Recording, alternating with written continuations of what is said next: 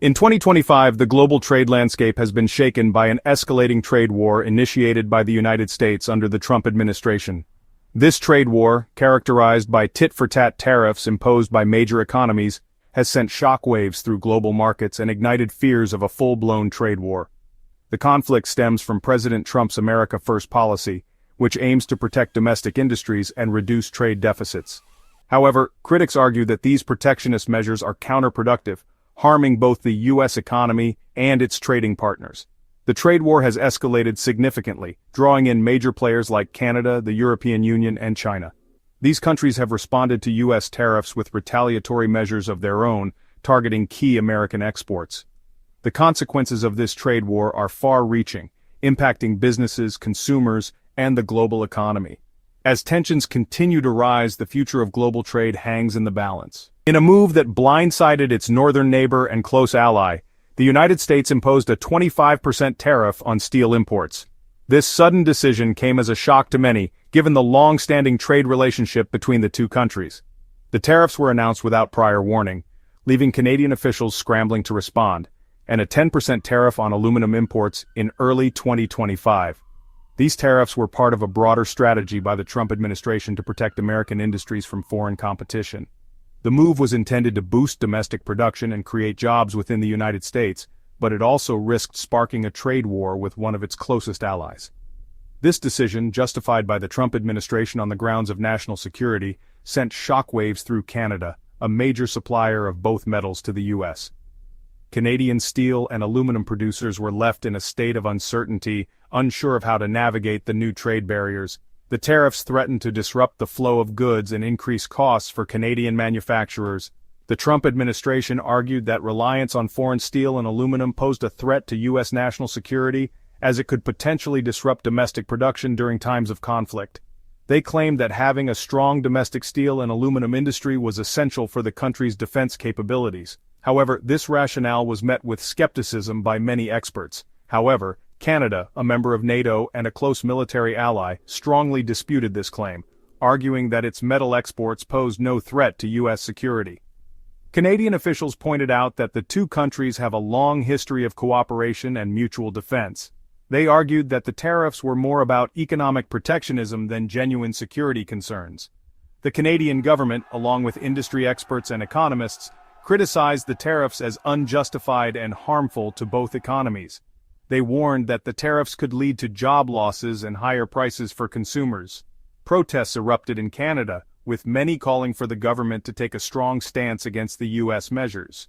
They pointed out that Canada and the U.S. have a highly integrated automotive industry, with components flowing freely across the border. The automotive sector is one of the most significant areas of economic cooperation between the two countries. Disruptions in this sector could have far-reaching consequences for both economies. The tariffs, they argued, would disrupt this integrated supply chain, leading to higher costs for manufacturers and consumers on both sides of the border.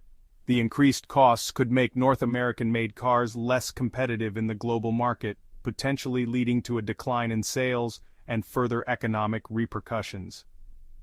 The situation remains tense as both countries navigate the fallout from these controversial tariffs. Canada refused to accept the U.S. tariffs lying down.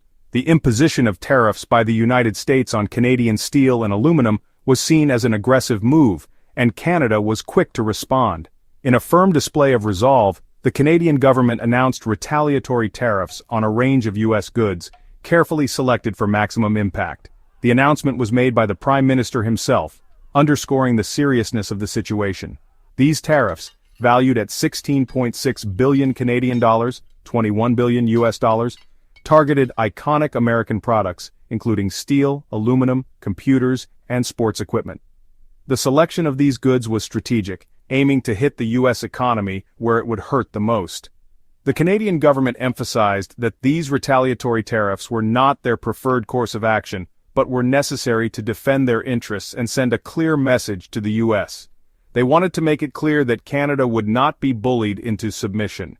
They stressed that the tariffs were targeted and proportionate, carefully calibrated to minimize harm to Canadian consumers while applying pressure on key U.S. sectors.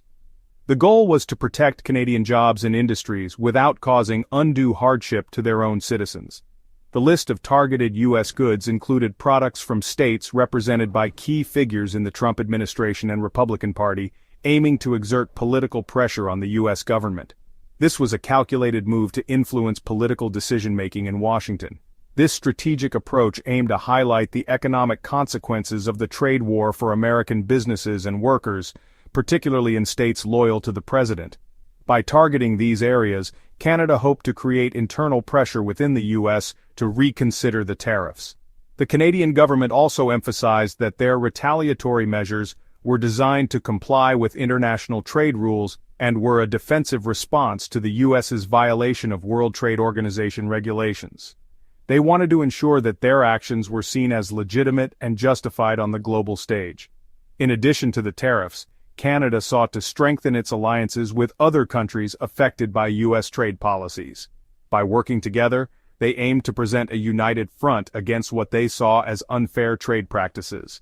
This collaborative approach was intended to increase their leverage in negotiations and bring about a more balanced and fair trade environment. Trade dispute between the U.S. and Canada quickly escalated into a war of words, with leaders from both countries exchanging sharp rebukes and defending their respective positions.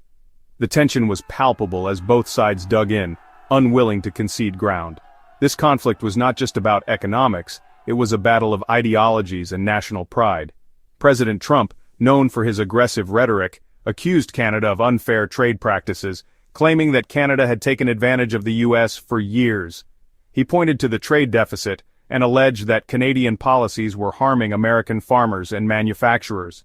Trump's speeches were filled with fiery language, designed to rally his base and project strength. Trump repeatedly emphasized his commitment to protecting American jobs and industries, arguing that the tariffs were necessary to level the playing field and bring back manufacturing jobs to the U.S. He visited factories and met with workers, promising them that his administration would fight for their livelihoods. The message was clear: America first. He dismissed concerns about the economic impact of the tariffs, arguing that any short-term pain would be outweighed by the long-term benefits of a revitalized American manufacturing sector. Trump assured his supporters that the tariffs were a strategic move aimed at securing a better future for American businesses and workers. On the other side of the border, Canadian Prime Minister Justin Trudeau struck a more conciliatory tone, emphasizing the close relationship between the two countries and the importance of resolving the dispute through dialogue. Trudeau highlighted the deep economic ties and mutual benefits of cooperation, urging for a return to the negotiating table. However, Trudeau also made it clear that Canada would not be bullied and would stand up for its interests.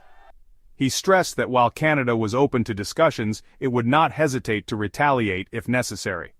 Trudeau's stance was firm, yet diplomatic, aiming to protect Canadian industries and workers. Canadian officials, including Minister of Innovation, Science and Industry François-Philippe Champagne, echoed these sentiments, calling the U.S. tariffs unjustified, unfair, and unreasonable. They argued that the tariffs violated international trade agreements and would harm both economies. They stressed Canada's commitment to free trade and the rules-based international trading system, contrasting it with the U.S.'s unilateralist approach. Canadian leaders emphasized the importance of multilateralism and the need for countries to work together to solve global economic challenges.